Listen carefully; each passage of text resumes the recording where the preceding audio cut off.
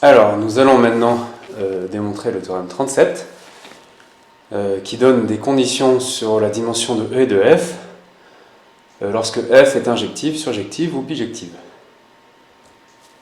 Donc, dans tout le théorème, on se donne une application linéaire de E vers F.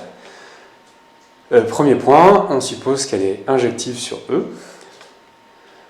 Donc on se donne une base de E. Par définition, la dimension, c'est le cardinal d'une base. Donc c'est le nombre de vecteurs, ici c'est P. D'après le théorème 33, si on fait l'image de cette base, donc les vecteurs f de epsilon 1 jusqu'à f de epsilon p, ça donne une famille libre. Et ce sont des vecteurs de l'ensemble d'arrivée. D'après le théorème de la base incomplète, le nombre de vecteurs d'une famille libre est majoré par la dimension.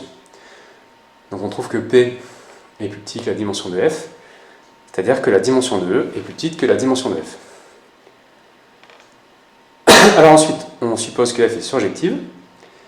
Donc de même, on se donne epsilon 1 jusqu'à epsilon p, une base quelconque de E. Donc pareil, la dimension de E c'est P. Alors d'après le théorème 34, comme F est surjective, la famille image, elle est génératrice de l'ensemble d'arrivée. Et donc d'après le chapitre sur la dimension finie, le cardinal d'une famille génératrice est minoré par la dimension. Donc P est plus grand que dim de F, c'est-à-dire dim de E est plus grand que dim de F. Alors petit détail, on peut voir qu'ici, si F n'est pas supposé de dimension finie, eh bien il l'est forcément, puisque ici on a trouvé une famille génératrice de F, et cette famille génératrice a un nombre fini de vecteurs. Donc 3A, si elle est bijective, elle est injective et surjective, donc on a les deux inégalités, donc dim de E égale dim de F. Et ensuite, alors si on suppose que la dimension de l'espace de départ est égale à la dimension de l'espace d'arrivée, donc on sait déjà que si elle est bijective, alors elle est surjective, alors elle est injective, c'est par définition. Donc on va montrer les réciproques. Alors montrer que F est injective donne F bijective. Donc on suppose que F est injective. On se donne une base quelconque de E, donc on appelle epsilon 1 jusqu'à epsilon p. Donc comme ci-dessus la dimension de E c'est P, et on a supposé que c'est égal à la dimension de F. Alors comme F est injective, la famille image, elle est libre dans F, donc ça on l'a déjà dit au-dessus.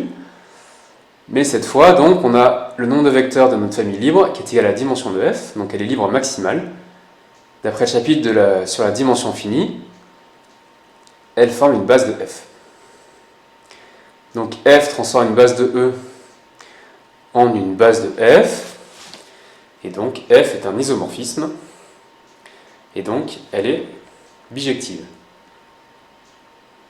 On peut peut-être rappeler, si F transforme une base de E en une base de F, c'est un isomorphisme. Ça vient des deux théorèmes précédents. Si elle transforme une base de E en une famille génératrice, elle était surjective. Si elle transforme une base de E en une famille libre, elle était injective. Et donc si elle transforme une base en une base, elle est injective et surjective, donc bijective. Donc là, on a montré que si elle est injective, elle est bijective. Maintenant, on va montrer que F surjective implique F bijective. Donc de même, on la suppose surjective. Si on prend une base de E qu'on appelle epsilon 1 jusqu'à epsilon p, on obtient que la famille image est génératrice, puisqu'on a pris une base et une fonction surjective, et elle est minimale, puisqu'il y a p vecteurs, et que la dimension de F, c'est la dimension de E, c'était p. Donc d'après le chapitre sur la dimension finie, une famille génératrice minimale est une base. Donc notre application linéaire transforme une base en une base, donc elle est bijective. Donc ceci termine la démonstration.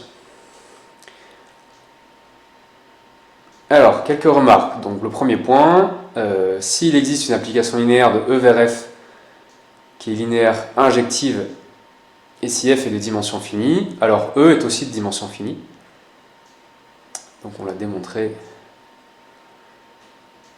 On ne l'a pas démontré ici.